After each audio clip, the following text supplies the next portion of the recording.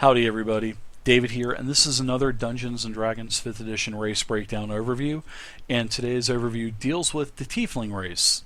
Now, the Tiefling is not in the free basic rules from the Wizards of the Coast website. Rather, the Tiefling is on page 42 and 43 of the Player's Handbook. Now, the Tiefling is a pretty odd race in D&D regardless. The Tiefling is basically perceived as a devil or demonish type of race, basically the opposite of what an Aasimar would be. Now, the Tiefling really is not trusted by any of the races, nor do the Tieflings really trust any of the races because of how they've been treated. Now, your Infernal Bloodline basically dictates how your character looks. You can do a lot of different things with your Tiefling. You have the freedom to do pretty much whatever you want. You can have your Tiefling have horns. They can look like a ram. They can look like a gazelle's horns. They can, go straight back. You can have a tail, a tail up to 4 or 5 feet long. You can, have a normal human appearance for skin, or you can go up to shades of red. You can change the colors of your eyes, the colors of your pupils. So you have a great amount of freedom basically fleshing out how your Tiefling looks, and I really like that with D&D 5e. Now, like I said, they're not a really trusted race, and nor, like I said, they don't trust anyone else, so they're pretty much a very self-reliant race. Just make sure you kind of put that into your background story because it would keep to the true lore of a Tiefling. Now, also on page 43, there are plenty of different male and female names, and let's get into the traits. Now, you can see here the intelligence will increase by 1, and your charisma will increase by 2 when you choose the Tiefling race. So you can have a lot of choices here. You can go Bard for a Tiefling. You can go any kind of intelligence, maybe a wizard, maybe a sorcerer. That would be a good choice. Maybe a warlock. So you have the great thing about 5e is you have the choice and the freedom to do whatever you want. You could play a Tiefling fighter if you wanted. You have the freedom to play any class that you want.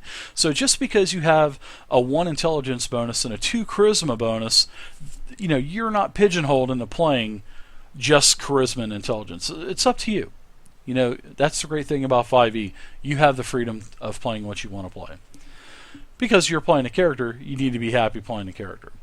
So the Tieflings age, basically they mature about the same rate as humans, but they live a little bit longer, probably in the 65 to 70-ish year range.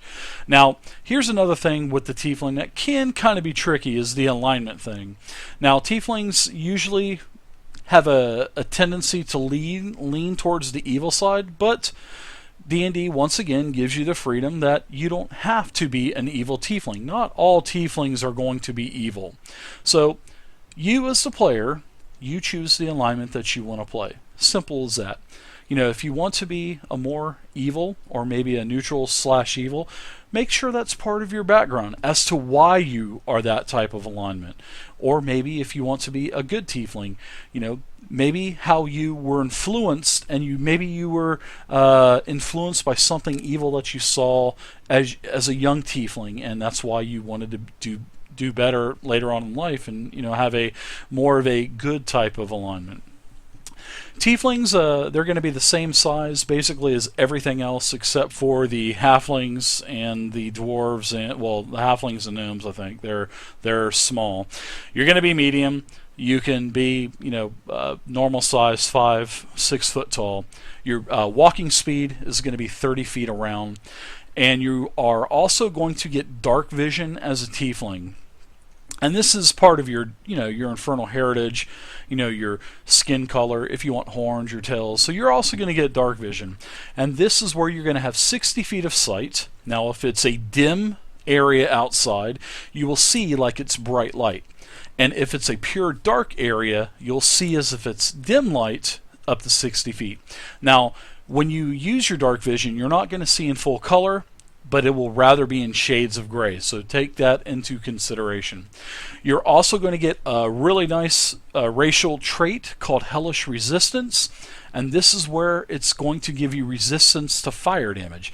And if you don't know what resistance is in D&D 5e, resistance means you take half damage. So if you get hit by a fireball for 70 damage, your resistance will mitigate half of it, so you will only take 35. Now you will also get the Infernal Legacy, which all Tieflings will get, and this is where you will learn the Thaumaturgy cantrip. And then once you reach 3rd level, you will get Hellish Rebuke once a day as a 2nd level spell. Then, when you hit 5th level, you will also be able to cast the Darkness spell once per day.